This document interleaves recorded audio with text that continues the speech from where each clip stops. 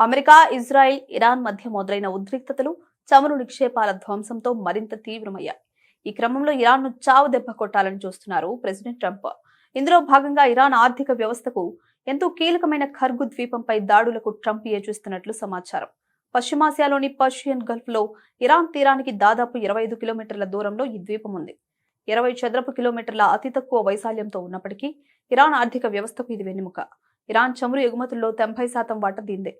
America ఆంక్షలు విధించినప్పటికీ 2024లో ఈ ద్వీపం నుంచి చమురు ఎగుమతుల ద్వారా ఇరాన్ $78 బిలియన్ ఆర్జించింది. దీన్ని బట్టి ఇరాన్ ఆర్థిక వ్యవస్థ నడవాలంటే ఇక్కడి చమురు ఎగుమతులే కీలకమన్న విషయం అర్థమవుతోంది. ఖర్గులోని లోడింగ్ టెర్మినళ్లు రోజుకు 7 మిలియన్ బ్యారెళ్ల చమురును హ్యాండిల్ చేయగలవని నివేదికలు చెబుతున్నాయి. పశ్చిమాసియాలో ఉద్రిక్తతలు మొదలు కావడానికి ముందు ఖర్గు నుంచి రోజుకు 1.5 మిలియన్ బ్యారెళ్ల చమురును ఎగుమతి చేసిన ఇరాన్ ఘర్షణలు మొదలైన తరువాత ఈ ఎగుమతులను 4 మిలియన్ బ్యారెళ్లకు పెంచింది. యుద్ధానికి అవసరమైన నిధుల కోసమే ఇలా చేసినట్లు విశ్లేషకులు చెబుతున్నారు. ఖర్గులో ఉత్పత్తి అవుతున్న చమురు ఎగుమతితో ఆర్థికంగా బలోపేతమవుతున్న ఇరాన్ను దీర్ఘకాలంలో దెబ్బతీయలేమని ట్రంప్ గ్రహించారు.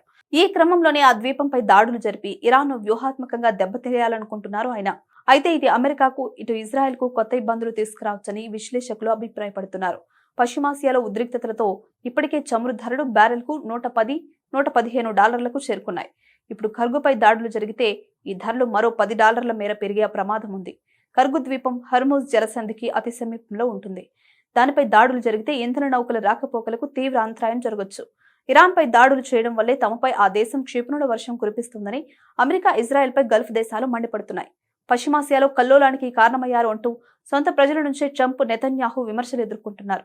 ఈ సమయంలో ఇరాన్ను దెబ్బతీయాలని ఖర్గు మీద దాడికి పాల్పడితే మొదటికే మోసం రావచ్చని గ్రహించిన ట్రంప్ దాడుల విషయంలో తటపటాయిస్తున్నట్లు సమాచారం.